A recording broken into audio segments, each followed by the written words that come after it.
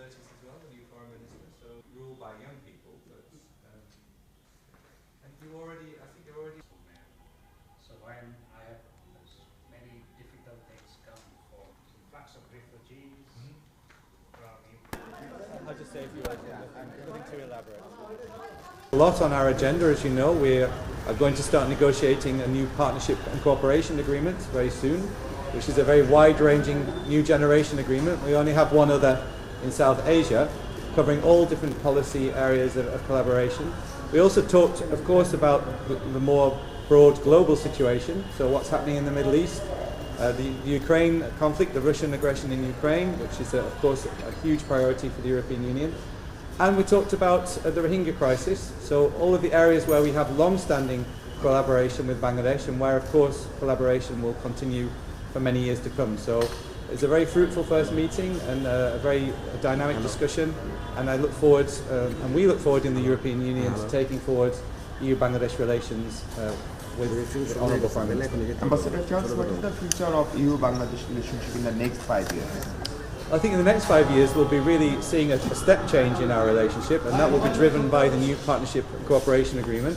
A Partnership and Cooperation Agreement is much more political in nature than the existing agreement we have with Bangladesh, which dates to 2001, and that's mainly premised on development cooperation. Of course, development cooperation is still a part of what we do here in Bangladesh, but as you know, we had our first political dialogue a year ago, and that covers international affairs as well. And it's important that we have that mature discussion on respective foreign policy, not just about what's important in our immediate bilateral relations, but what's happening in the wider world and how Bangladesh and the European Union can influence things of shared priority. So, of course, that includes the Middle East, and of course it includes the Ukraine conflict. Can you talk about your feeling and statement that EU regrets all the major political parties were not participating in the election?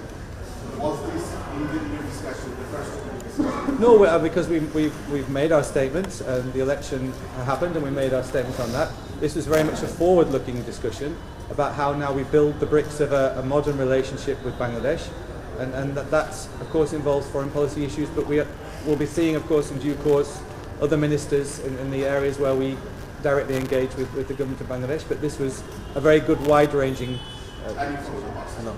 No, of course not. The past is very important. We still have our election expert mission in town. As you know, they haven't left yet. They will be making a report that will be made public, thanks to the agreement of the government of Bangladesh. So it's not a question of that. It's a question, though, of making sure that we put our relations on the right path for the years to come. But whatever the election monitoring report was, you will continue support and working with Bangladesh in the next 5 years. Of course, and we'll work on the recommendations of that report, which is what we did with our last expert mission. It's supposed to be to support engagement where it's wanted and where there's a partnership need. So that's what relationships are all about: working together on shared concerns. Thank you.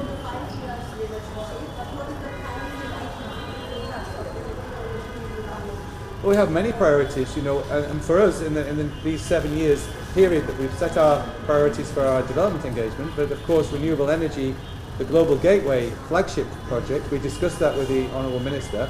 You know that the Honourable Prime Minister was in Brussels in October. We now have to make that €400 million agreement into a reality on the ground. And Bangladesh is one of the few flagship countries for the Global Gateway around the world. And this is where we will make a test case of our cooperation through helping Bangladesh reach its goal of generating energy from renewable sources, and I look forward to taking that forward. Of course, the Rohingya crisis, which we must never let become a forgotten crisis, is a huge shared priority. Over 1 million refugees, and we all know the challenges that are happening also on the other side of the border in Myanmar now. We want to work closely with that as one of the key humanitarian donors. But many issues, from climate change to migration. We discuss migration issues, legal pathways to Europe.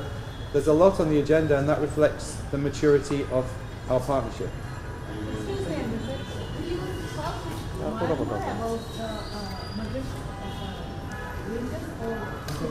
No, we have. I won't personally talk, of course, it's not my job, but we have a special envoy for Myanmar who's in constant contact with the various players. Of course, ASEAN is playing a very key role.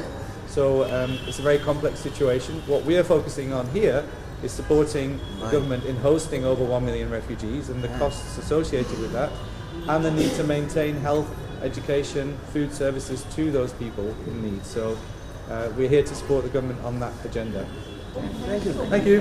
Bye.